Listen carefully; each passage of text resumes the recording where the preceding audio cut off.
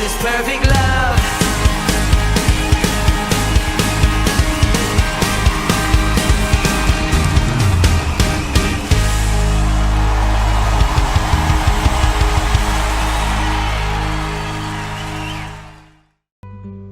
Shalom Bapak Ibu Saudaraku yang terkasih di dalam Tuhan. Mazmur 8 ayat 3, demikian firman Tuhan. Dari mulut bayi-bayi dan anak-anak yang menyusu telah kau letakkan dasar kekuatan karena lawanmu, untuk membungkam musuh dan pendendam.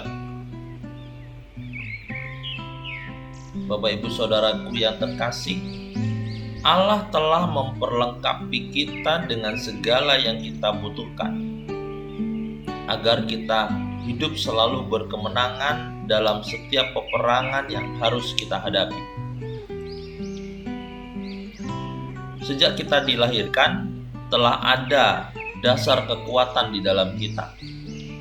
Jadi seharusnya kita tidak mengenal takut, dan kita juga tidak mengenal kalah jika kita percaya kepada Tuhan. Namun yang jadi sumber masalah adalah manusia tidak mengenal Tuhan. Itulah sebabnya di dalam Hosea 4 ayat 6 dikatakan, umatku binasa karena tidak mengenal Allah. Padahal sebenarnya Allah secara terus-menerus memperkenalkan dirinya melalui segala hal, segala kondisi, dan segala situasi yang terjadi di tengah-tengah hidup kita, untuk memikat hati kita supaya kita mendekat kepadanya dan menarik perhatian kita untuk mengenalnya lebih lagi lewat berkat, lewat perlindungan, lewat keajaiban, bahkan lewat masalah yang kita hadapi.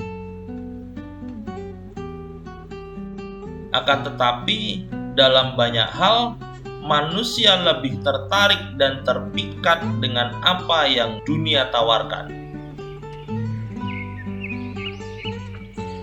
Tuhan mengetahui posisi kita yang rentan terhadap serangan lawan, sehingga Tuhan mengingatkan kita di dalam 1 Petrus 5 ayat 8. Dikatakan, sadarlah dan berjaga-jagalah.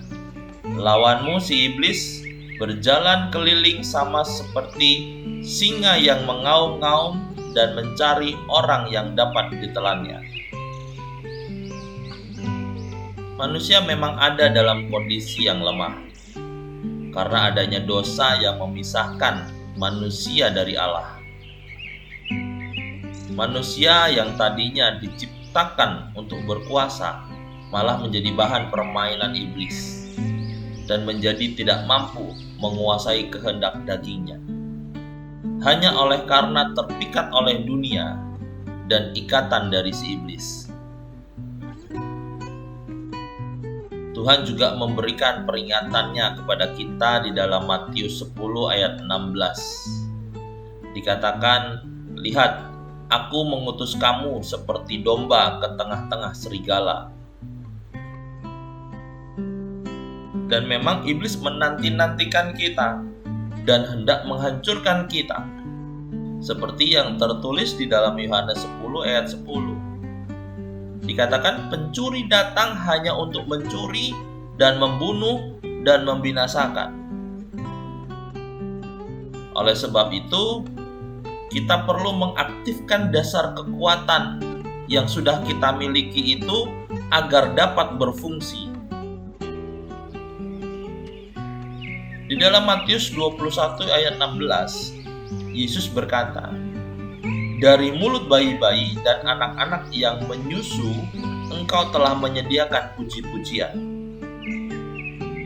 Itulah jawaban dan bagaimana kita mengaktifkan dasar kekuatan kita. Sebab dasar kekuatan itu sudah Tuhan letakkan dalam mulut kita.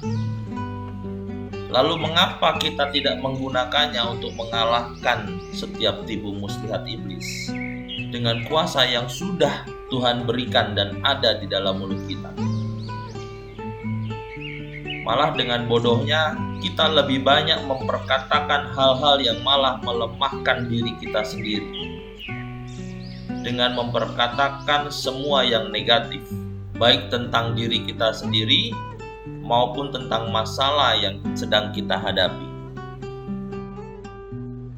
Ketika Tuhan memperlengkapi kita dengan senjata, maka Tuhan juga memperlengkapi kita dengan hikmat, agar kita mengenali dan mengetahui bagaimana senjata itu difungsikan dan menjadi ampuh di tangan kita. Di dalam Efesus 6 ayat 17 diajarkan bahwa senjata itu adalah pedang roh, yaitu firman Tuhan. Itulah sebabnya Tuhan meletakkan dasar kekuatan di dalam diri kita, karena Tuhan ingin melatih kita dalam berperang dan hidup berkemenangan, sampai kita menjadi pahlawan perang yang gagah perkasa. Mari kita gunakan pedang roh, yaitu firman Tuhan, untuk mengalahkan semua kekuatan jahat yang mencoba menakut-nakuti kita, yang mengintimidasi kita bagaikan singa mengaum yang kelaparan.